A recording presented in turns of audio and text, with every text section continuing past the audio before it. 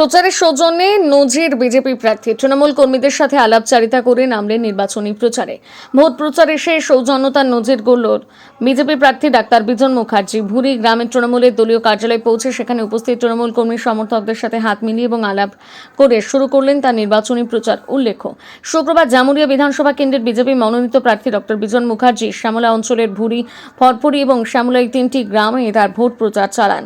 যেখানে এদিন প্রথমেই ভুরি গ্রামের ডাঙ্গালপাড়ায় পৌঁছে হনুমান মন্দিরে পুজো দিয়ে শুরু করেন তার প্রচার। সেই প্রচার যখন ভুরি গ্রামের তৃণমূলের দলীয় কার্যালয়ের কাছে পৌঁছয় তখন সেখানে দেখা যায় একাধিক তৃণমূল কর্মী সমর্থক কার্যালয়ে বসে রয়েছেন। তৎক্ষণাৎ সেই তৃণমূল কর্মীদের কাছে ছুটে যায় বিজেপি প্রার্থী ডাক্তার বিজন মুখার্জি এবং তাদের সাথে সৌজন্যে বিনিময় করেন।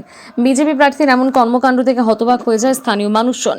এছাড়াও এদিন ভুরি, ফরফরি এবং শ্যামলা গ্রামে বাড়ি বাড়ি ডক্টর বিজন মুখার্জির প্রচার চলাকালীন বেশ কিছু মানুষ প্রার্থীর সামনে কান্নায় ভেঙে পড়েন।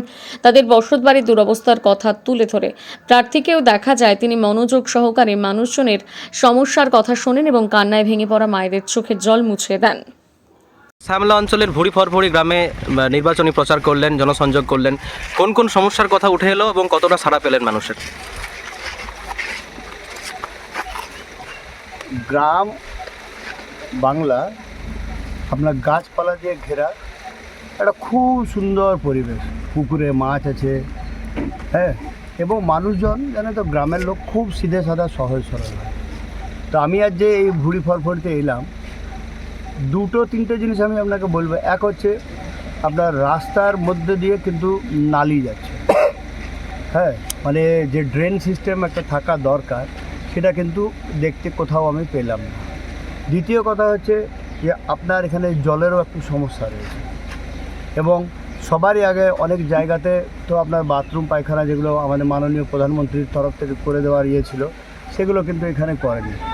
এবং এক বৃদ্ধা মাতার যদি চোখের জল আপনি দেখতেন যে সে কীভাবে থাকে, আমাদের সভ্য সমাজে যারা আমরা নিজেদেরকে প্রতিনিধি বলে মনে করি তাদের কাছে লজ্জায় মাথা হেঁট হয়ে যাবে।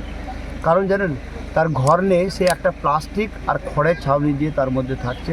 হাজব্যান্ড ওনার হচ্ছেন, কথা বলতে পারে না, এবং তার যে ভদ্রলোক এবং ভদ্রমহিলার কথা বলছি বা বৃদ্ধা মা বাবার কথা, তাদের বয়স মোটামুটি 60-এর উপরে। তো ভাবুন তারা কি কষ্ট করে আছে।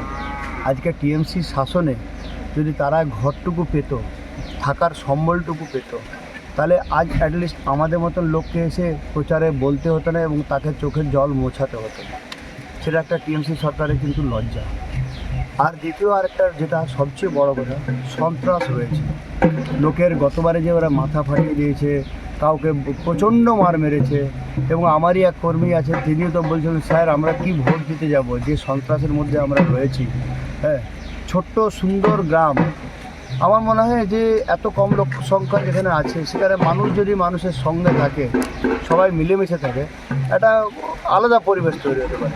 কিন্তু টিএমসি যে সন্ত্রাসের মধ্যে দিয়ে নিয়ে যাচ্ছে, জানি না বাংলার সংস্কৃতি আমরা ভুলতে যেতে বসেছি নাকি আমাদের অবক্ষয়ের দিকে যাচ্ছে। দেখা গেল যে তৃণমূলের দলীয় কার্যালয়ে একটি সৌজন্য করলেন আপনি কর্মীদের সাথে, সেই নিয়ে কী বলবেন? দেখুন, মানুষ মাত্রই পরিবর্তন, তো আমার মনে হয় তাদের প্রত্যেকের সঙ্গে সংযোগ বার্তা দেওয়া। ভাই, ভারতীয় জনতা পার্টি কেমন লোক, কারণ তারা যদি আজ সেই সৌজন্যবোধ দেখাতে না পারে, আমরা তো সেই সৌজন্যবোধ দেখাতেই পারি। আমরা ভারতীয় জনতা পার্টি বিশ্বের সবচেয়ে বড় দল এবং আমরা সবাইকে নিয়ে চলার পক্ষপাতী। আমরা থ্রেটনিং দেওয়ার পক্ষপাতির মধ্যে পড়ি না, মারপিট করার মধ্যে পড়ি না, আমরা ঝগড়া করার মধ্যে পড়ি না। আমরা আমাদের বাঙালি সংস্কৃতিকে, ভারতীয় সংস্কৃতিকে বাঁচিয়ে রাখতে চাই এবং আমরা চাই সবাই মিলেমিশে যদি থাকে একটা সুন্দর পরিবেশ, এবং ভোট একটা সন্ত্রাস মুক্ত ভালো পরিবেশে ভোট হোক, তাতে যে জিতবে জনগণ রায় দেবে এবং জনতার রায় হচ্ছে সবচেয়ে বড় রায়। এই গ্রামগুলি থেকে কতটা আশাবাদী?